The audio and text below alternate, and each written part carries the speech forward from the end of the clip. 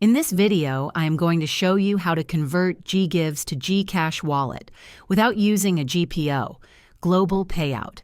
If you want to transfer your GGives balance to your GCash Wallet, follow these simple steps. Step 1. Link your GCash account.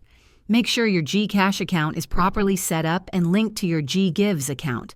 If you haven't done so already, open the GCash app and log in. Go to the profile settings and ensure your mobile number is verified and linked. Step 2. Open GGives. Log in to your GGives account, either through the GGives app or website. Navigate to your GGives balance and look for the option to cash out or transfer your funds. Step 3. Choose GCash as cash out option. When prompted to choose a cash out method, select GCash as your option. You will need to input your GCash mobile number and the amount you wish to transfer.